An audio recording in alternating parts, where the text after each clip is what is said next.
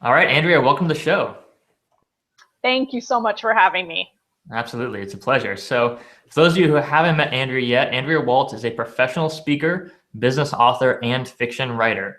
As co-author of the best-selling book Go for No, Yes is the Destination, No is How You Get There, she is wildly passionate about teaching audiences how they can overcome fear of failure and rejection and reprogram how they think about the word no. She's currently working with her husband and co-author Richard on a new fiction series called Onyx Webb. It is a creepy paranormal suspense series with an inspirational message. So Andrea, thanks so much for being here. Absolutely. Yeah, so tell us about your background. I mean, how did you get started as an author? Because you've been self-publishing for many, many years now. I have. It's kind of funny. Richard picked up a little self-published book in like 1996, and I can still see it to this day, a little green book, and it was called How to Self-Publish. And we used it, it was like in a short little 80-page book, and we actually used it as the model for our own first book, the very first book that we ever published. And we decided that we wanted to build a speaking and training business, but we knew in order to do that, the best way to sell ourselves, and this was pre-YouTube, pre-social media, pre the internet, we knew the best way to do that was to have a book. It's really a calling card. So what we decided to do was write a small book, publish it ourselves, print it ourselves, and use that as the calling card for our speaking and training. And that's what we did. And the book ended up selling really well. It was a little book called Unlocking the Secrets of Retail Magic. It was very niched for that industry. We've probably sold 25, 30,000 copies, something like that. And it really was the thing that got us into the door, because when you send a book to a speaking client, that's pretty impressive. And they usually say, well, if the book's good, then they will hire you to come speak. And that was the beginning of really our self-publishing career. And now, of course, we're getting into fiction, which is a whole different conversation. Yeah, absolutely. That's awesome. So I mean, I first heard about you because I bought your book Go for No about 10 years ago. I was in my network marketing business at the time, and everyone in the company was raving about how good the book was. And so I bought it, and honestly, I can say it's the best book on sales I've ever read. And I still picture the cover today. I know it's like this black cover with like a yellow and black, and there's like a guy in the shadows, and but and it's short too. One thing I love about your book is it's really short. I think I read it in like maybe 2 hours, maybe less, but it stuck with me. Those ideas were powerful, and I love that. And so I'd love to hear your thoughts on, how you created that book, how you designed that book, because it's very different from a traditionally published book. Right. Well, and this kind of goes back to the first book that we did for the retail industry, which was the Retail Magic book I was just talking about. So that book was 64 pages. I mean, that is such a tiny book. You can barely get a spine on a 64-page book. I think that's the least amount of page count that you can have is 64 pages, and then you have to actually use staples. But for our customer, we knew that they didn't have a lot of time to read. And we had some specific points that we wanted to get across. We weren't trying to teach them everything under the sun. We wanted to teach some very concrete key points. And so for the Go for No book, it was pretty much the same thing. We took a small subject, which is this whole idea of how do you use no to your advantage? How can you reprogram how you think about the word no in order to be more successful? And because we love fiction, we decided to make it a business fable, which are pretty popular these days. So we wrote this little fable. And again, I think the key here is to really keep things short and tight. And that's what we did. And I think that's been one of the great things about the book, and why it's done so well, is when people look at a 300-page book on selling. Not that there's anything wrong with that, because there's so much to selling or personal development or even nutrition. You see these huge books and it's all important. And yet what it really comes down to, especially for authors, is no matter what anyone says, you have to get read. People have to be willing to open up the book and start reading. And if they like what they are reading, they'll keep going. But when they see these huge books, I think it intimidates a lot of people. They assume they don't have time. It doesn't matter. You could say somewhere in this book, there's a gold nugget that will change your life. And I think every book could say that. I think every book has the power to change someone's life for the better, but it doesn't matter. So I'm glad that we were smart enough. I can't say that we were that we completely knew what we were doing, but we said, you know, let's not overdo this thing. Let's keep it short. Let's keep it simple. Let's keep it focused on the go for no philosophy. We could have thrown a ton of stuff in there, but we just wanted to be focused. That's awesome. Yeah, I mean, it is a great point. I mean, you know, people can buy your book, but if they don't read it, you know, it's not going to make a difference in their lives, and you know, they're not going to become speaking clients or customers of yours because they just sat on the shelf somewhere. Yeah, and I'm glad you brought that up, Tom, because here's the thing. One of my favorite personal development experts is Dan Kennedy. He teaches about marketing. And anyone who does anything in the world of publishing and creating products should study Dan Kennedy's materials. He's a genius copywriter. That's kind of his forte. And he's talked about the fact that he has created programs over the years, CD programs with workbooks, and a snafu would happen and 17 pages would be missing out of a workbook. And he would sell hundreds and thousands of the programs, and no one ever called to say, hey, you know, page 34 to 52 is just missing, or one person would call. And you think, well, how is that possible? Hundreds and thousands of programs were sold. It's because what people do, and we all know this because we're all a little guilty of it. I know I am. I have books on my shelf I haven't read. Is you buy these programs and sometimes you don't even unwrap them. You know, they sit on the shelf. You're hoping to absorb the content. And so the idea here is you have to do everything within your power to get your book read. So my advice to anyone I talk to when it comes to books is, don't feel like you have to put the entire kitchen sink and all of your knowledge into one book. You don't have to write a 200, 300 page book. You could break it up. In fact, I think it's probably smarter because you can get it out to the world faster if it's smaller. It's more focused. You can have a title that's more indicative of what the book's about. So, you know, if you want to write a book on sales, but also time management, but also general productivity, well, break that into chunks and create some kind of series that people would be interested in rather than just packaging it into this entire huge book. Absolutely. That's great advice for sure.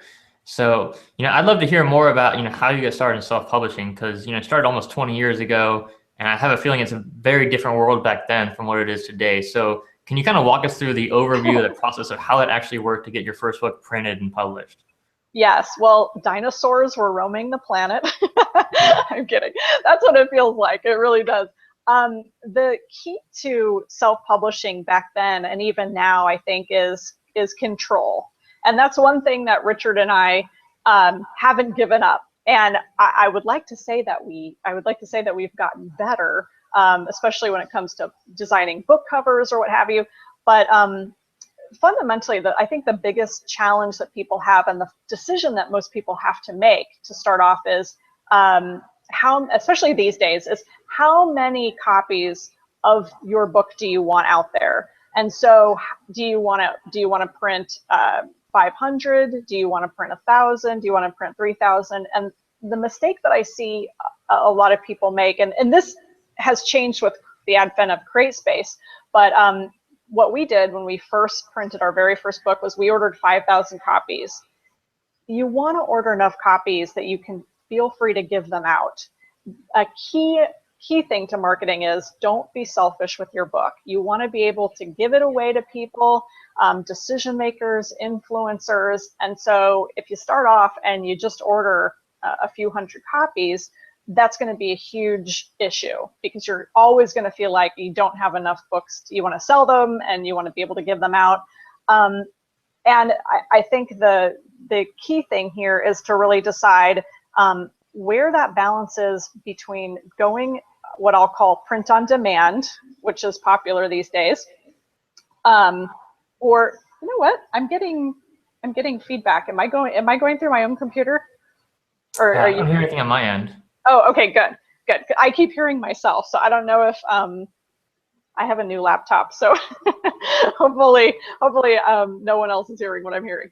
So going back to, it's really a decision to do print on demand or to do physical, just regular printing, where you find a printer and you print at least 1,000, 2,000, or 3,000 copies of the book. And that is what it was like in the beginning, because we didn't have print on demand. So these days you can do that, and you can print 10 copies or 20 copies, but at some point you have to decide when you're going to make the jump. And this is from a self-publishing standpoint, where you maintain control, and then you go ahead and you print 2,000, 3,000, 4,000 copies of your book. I think that is one of the things that I've learned over the years is to take the plunge if you can, and print as many books as you possibly can, to use those as for marketing purposes and to get the word out. You don't want to be stingy with your book.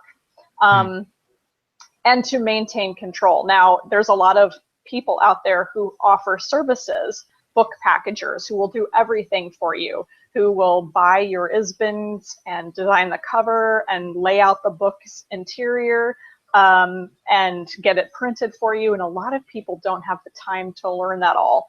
But I will tell you, to answer your question of what it was like for us, we just taught ourselves how to do it. We created the interior of our book ourselves. We hired a book designer, and figured out how to go online and get the ISBN, and basically put together the book ourselves and sent it off to a printer and got it back. So again, as control freaks, we've had control of the process, which I will say has been a very good thing, because we're able to make great deals. If somebody wants to buy 2,000 copies of the book, we can offer a huge discount, as opposed to if we have a publisher that we're working through, there's usually a whole different negotiation process if you have a publisher or a book packager or something like that. That's awesome. So, walk us through that process then of how you sold so many books. Because I mean, this was really, the internet was just getting started. You didn't have social media. There was no Facebook. So how were you selling, tens of thousands of books every year, without the internet, without technology? Right. So the very first thing that we did, and by the way, let me just talk a little bit about book covers for a second. We designed the book cover of Go for No, not the one that you saw that you were explaining. That is the one with the guy that's kind of like a dark outline. We designed the cover ourselves, and all it said was Go for No in black letters on a red background. And we created a little bit of a shadow, so it kind of looked washed out. It was probably one of the decisions that, looking back, I wish we hadn't made, because it just wasn't a good looking cover. It was pretty bad, as a matter of fact.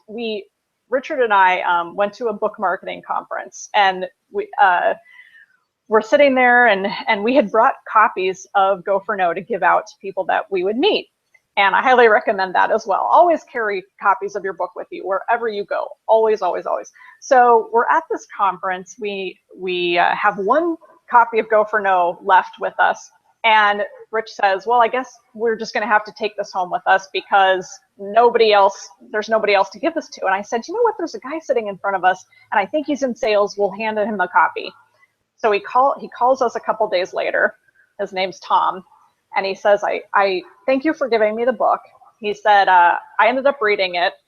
It's absolutely brilliant. I absolutely love it. I want to order 5,000 copies, but you guys have the worst cover in publishing history.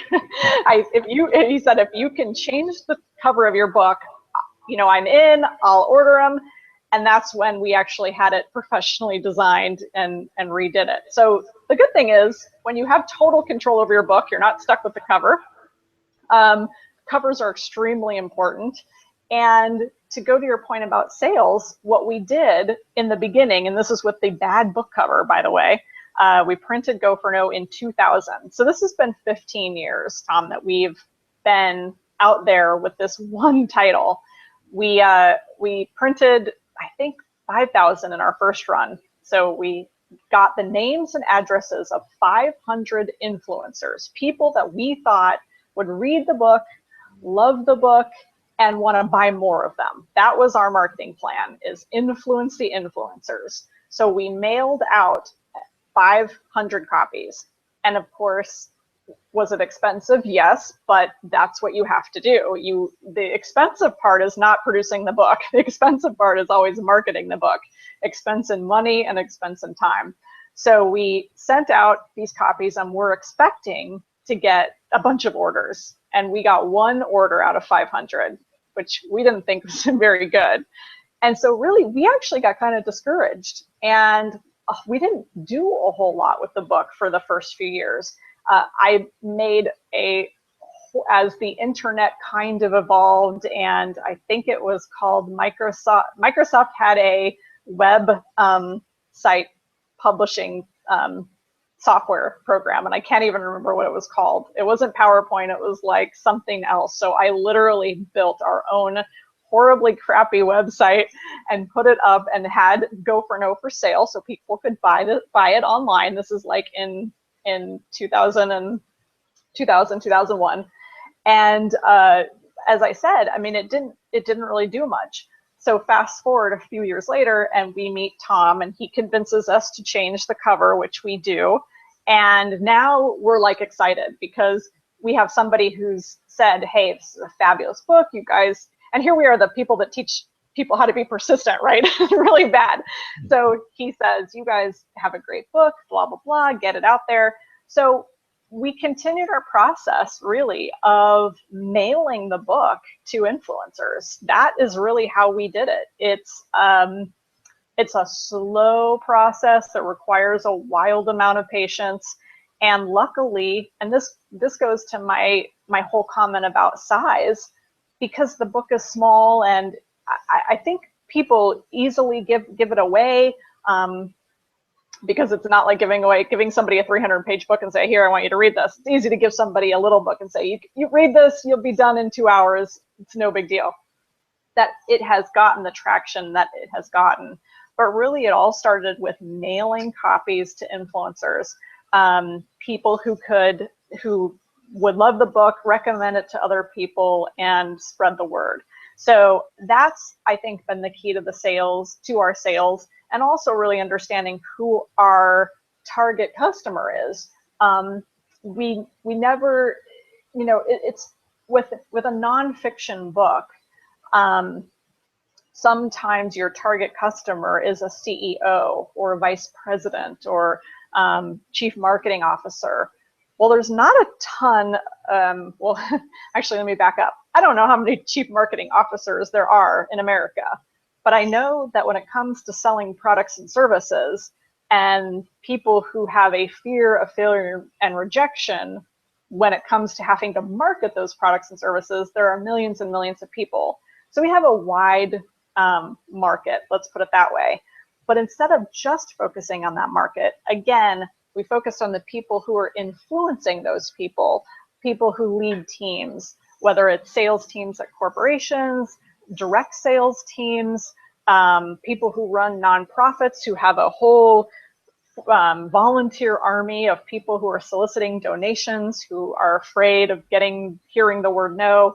All of those types of people are really influencers. So for people watching this, if you can kind of step back and say, okay, well, my end user, my end reader is this person, but who really influences that person? And that's been very helpful for us as well.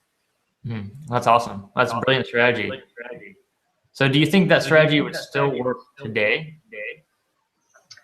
I absolutely do, but I will tell you this, it's interesting because I'm applying all of these same lessons that I've learned marketing what really is a nonfiction book, even though Go for No is a fable, to the world of fiction. And the world of fiction is incredibly saturated. I mean, there are hundreds of books coming out on Amazon every day in the fantasy genre and our genre, paranormal suspense, crime thrillers, I mean, you name it. But the influencer strategy is still there. you still want to influence someone who influences others. So going after the top bloggers, going after people who have podcasts, who have the people that listen to that person, the readers of that person's blog, that strategy is still a key strategy. It's just, you have to have I think you have to have a great product that stands out, is unique and stands out, and also you have to have the time and persistence and patience to see it through. I mean, when we published Go for No in 2000, that's when we printed the first batch, we hit the Amazon #1 on the sales list of Amazon in 2010. So it took us 10 years to do that. And without having encouragement from other people to remind us, hey, you guys are the persistence people, don't give up on your book, which was so ridiculous. So, you can't give up on things. Everything takes so much longer than you think. It takes twice as long to get reviews as you think it's going to take. It takes twice as long to connect with influencers as you think, and to kind of get above the clutter. But the key is, the people that will last are the people that don't give up. And sometimes you have to approach people over and over and over again to get heard. I mean, that's just the reality of the situation. Absolutely. Yeah, I mean, that's totally true. And I mean, one great thing about having a book published and being an author is you own the copyright, for your lifetime and more. So, it's a long-term business. It's not, if you don't make it in the first 6 months, it doesn't mean all hope is lost. It can take time to build it, but you'll always have that. You'll always have that book. You'll always have that asset. Yeah, absolutely. And I think for us too, writing a fictional series, which we're writing a series, one of the comments someone made I guess it was on Amazon, was people are actually wary of buying and getting into series, because a lot of times, apparently, and this, I didn't realize this, but people are, they get into a series and then the author just stops writing the series, just kind of drops halfway through, because they're not seeing the results they want, what have you. So, I mean, our Onyx Webb fiction series, we actually started thinking about it and putting it together in 2012. So it took us 2.5 years before we published the first one. And it's an actual 3-year publishing schedule. We're writing 10 total books, 3 episodes per book. So it's a tremendous amount of content over a long period of time that requires the commitment to make sure that you deliver that content, because your readers, I think, for fiction are a little nervous that it's not going to be there, next year. They don't want to get into something that's going to disappear. So having that persistence and having that commitment is definitely required when it comes to a series, or any series, even a nonfiction series. Absolutely. I totally agree with that. So, I mean, do you feel like that feedback from your audience has helped you kind of stay on track and stay on schedule and stay motivated to continue writing regularly? Oh, definitely. And actually, what I think you'll find this fairly fascinating, at least people who write fiction, I know will find this fascinating. So one of the things that we did was we decided that we would test the reaction to our first, what we call, episode.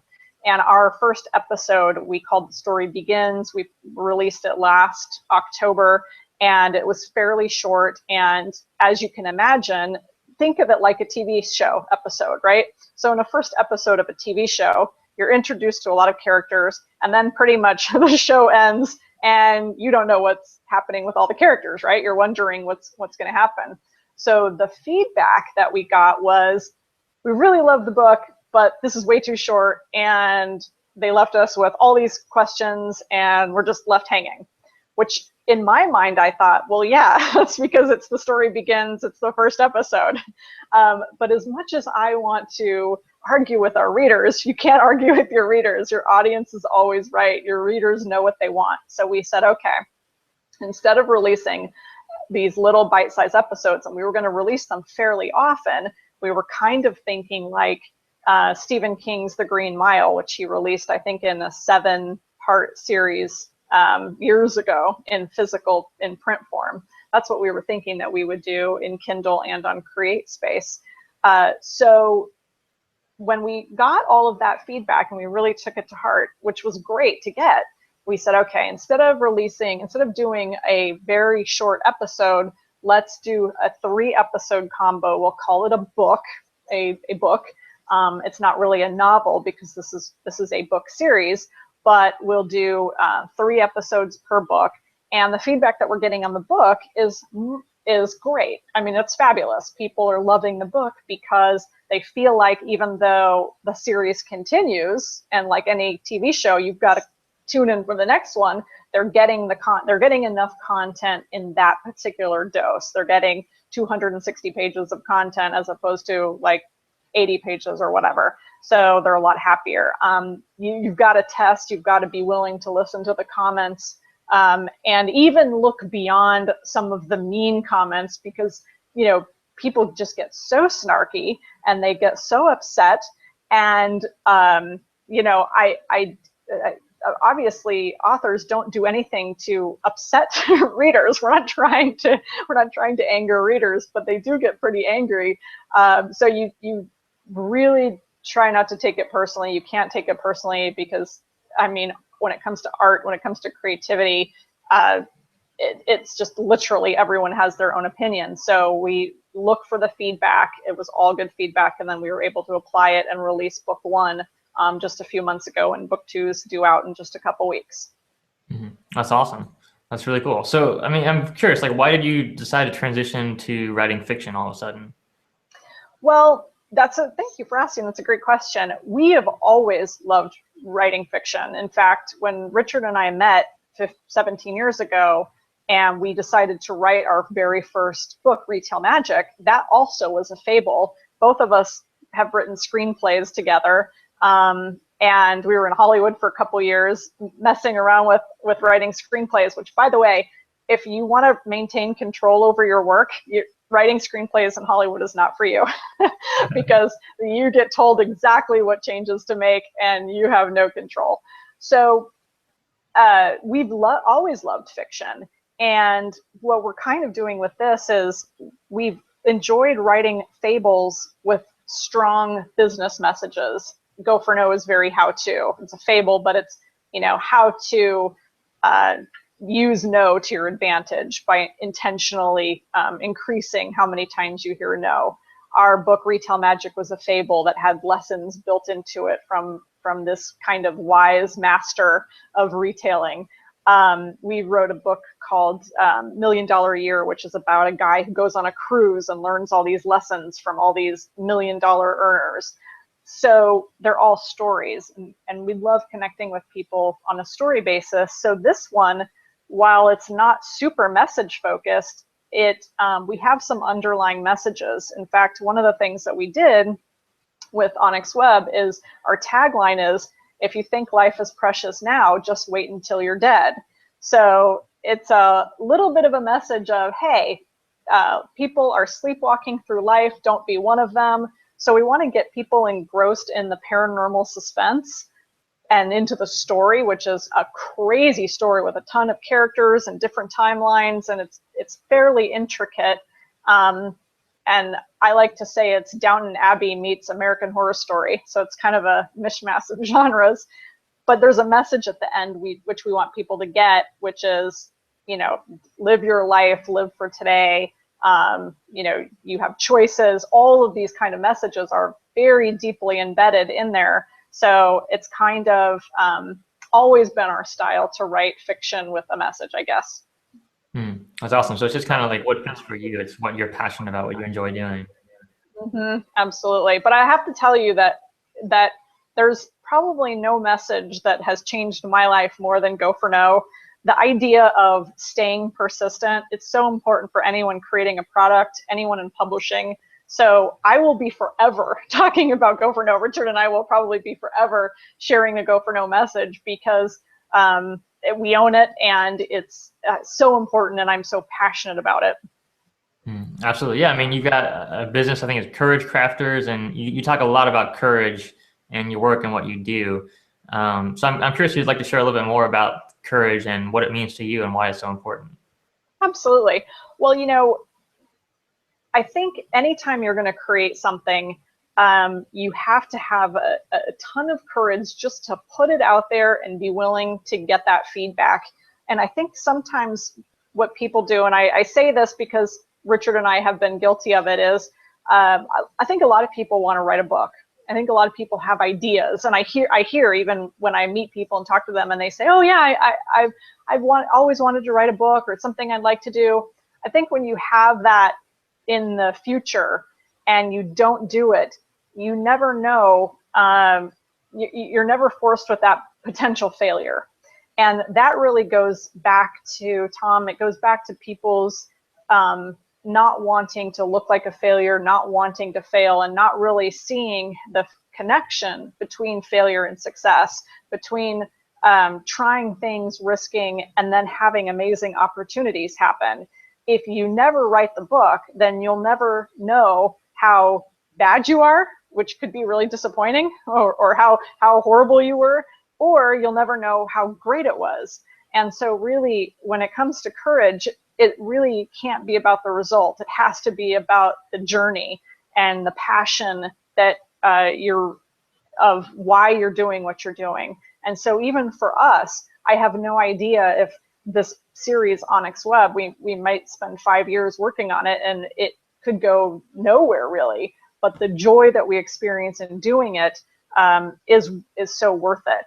And so really it's getting the courage to do these things is what it's about. And it's about tapping into the joy, not the result of, oh, but if I write that book, it might fail and everyone will think I'm an idiot, or, oh, I don't want to write it because if I write it, I'll really know the truth. And I think that's what a lot of people are scared of. So focus on the journey, focus on the joy of writing, focus on the joy of expressing yourself and getting to be creative rather than the result. And so that's what we try to teach people in Go for No. But you never know. Nothing ventured, nothing gained. You never know if somebody's going to say yes to you. So you have no choice but to ask.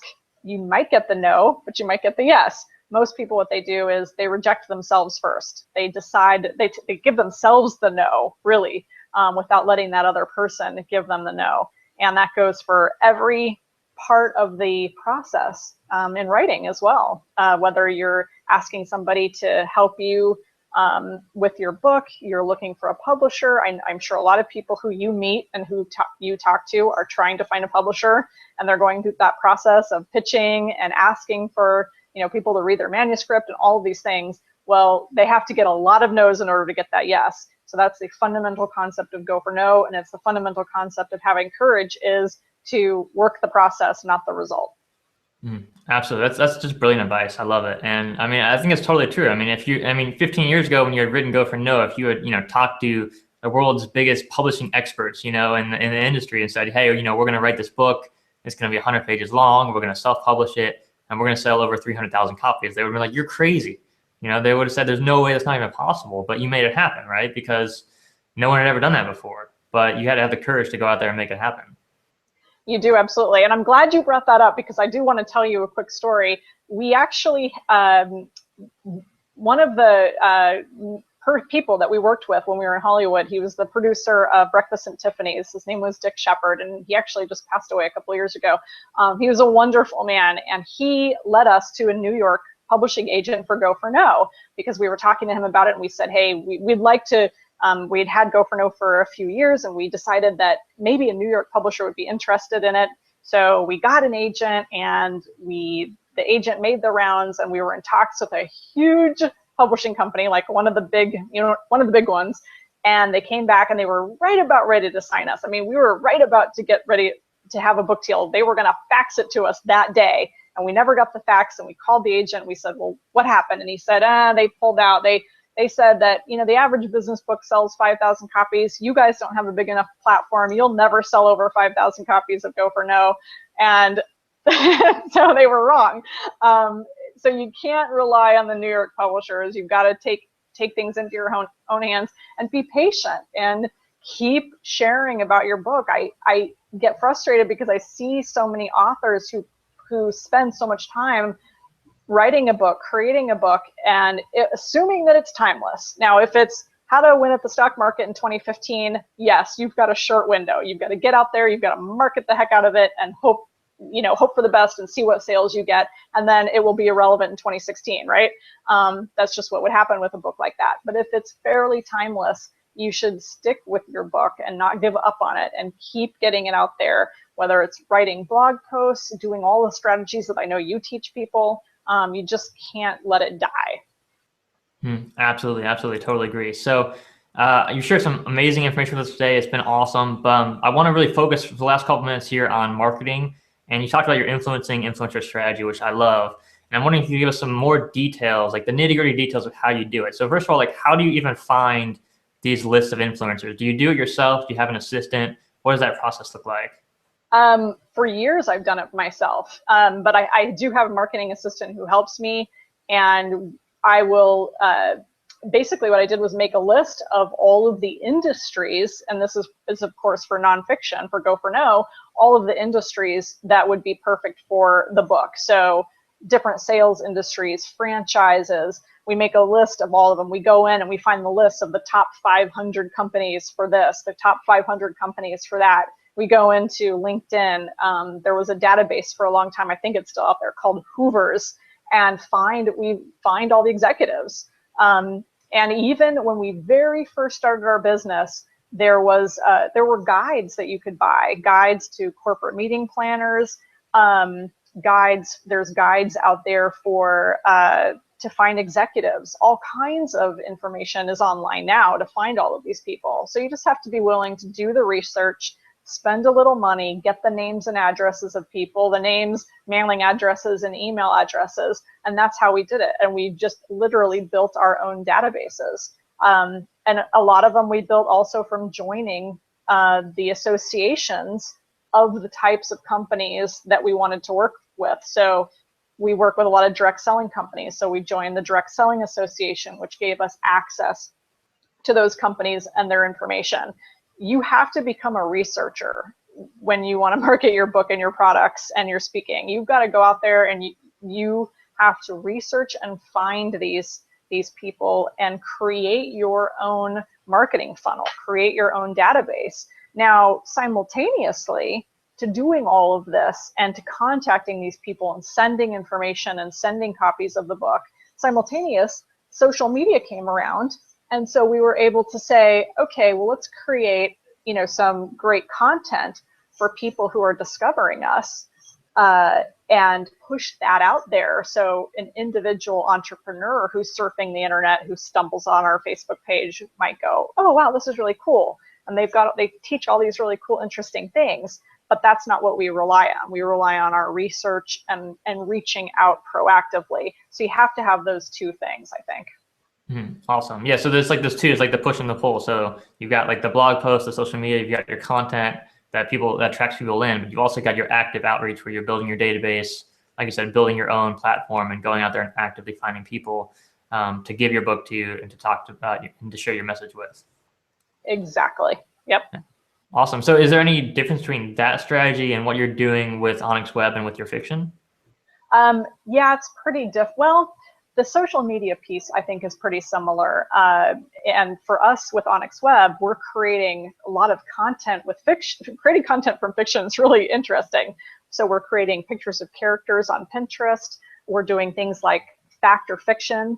We have a lot of real people and real places in our books set in places that we've lived or visited. We've set the book in Savannah. Part of the book is in Savannah. Part of the book is in Portland, Oregon, or outside Portland, Oregon. So what we've done is taken a lot of different pieces of the book and said, okay, true, there's a cemetery in Savannah, but here's the thing in the book that's false. So we're trying to do things that are fun pieces of content that take the book to the next level, creating lots and lots of pictures of characters, or people that kind of are inspired our characters, and lots of stuff with places. So for example, last year we went around Savannah and took tons of photos.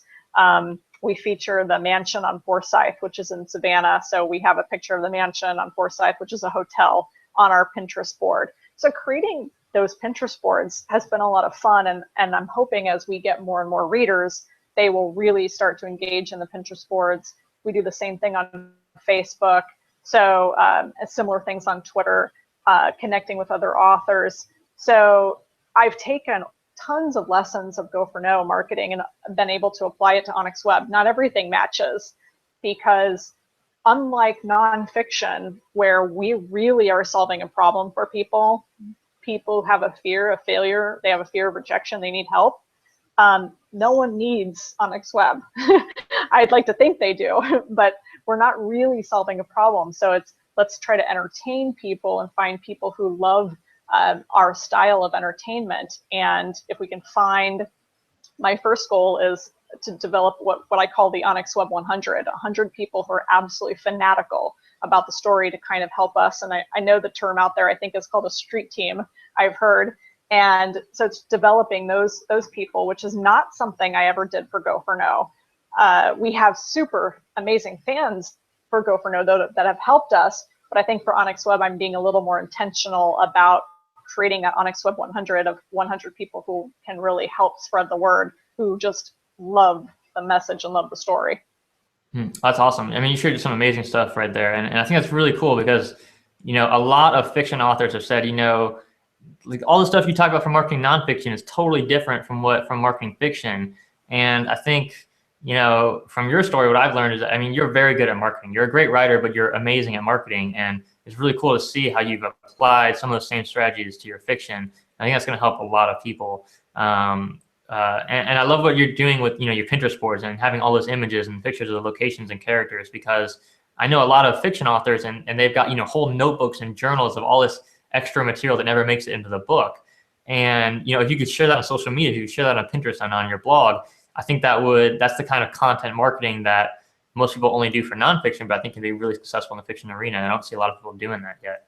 Yes, you're totally right. I'm glad you said that. That is exactly what, and I remember talking to Richard about something, and he decided to cut this whole scene out of one of our books. And I said, yeah, cut it out, but don't forget to save it, because we're going to share it at some point later on, because people who are really into the series would love to see a chopped out scene, kind of like how they do in movies where they cut a scene out. People love seeing the outtakes and the things that are cut and all of that. So definitely that is our content marketing strategy.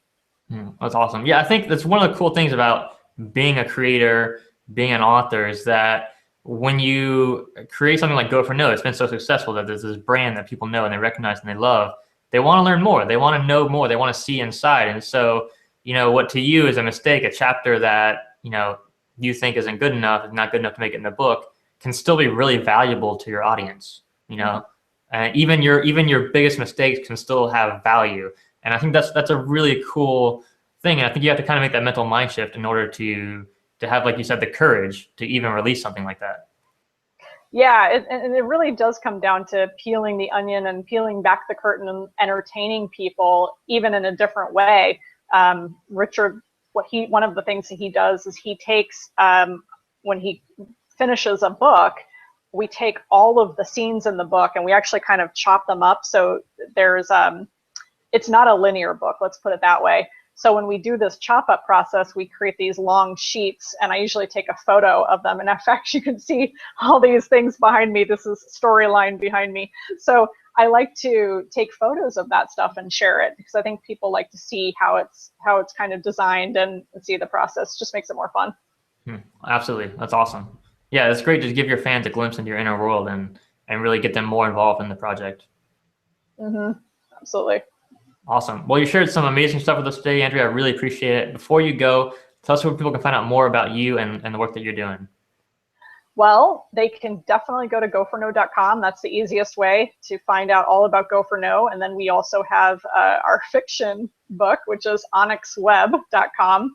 But, you know, I would say for most people watching this, in their personal life and their business life, go to Go for No, read the blog, look at the social media, study what I'm doing, study what other people like me are doing, because you can take all of these things that you see and that you learn and totally copy it and duplicate it for yourself and apply it to your own business. That's what I have done over the years, and it works well. So I would love people to visit me at goforno.com. Awesome. Thank you so much for being here, Andrea. I really appreciate it. My pleasure. Thanks for having me, Tom.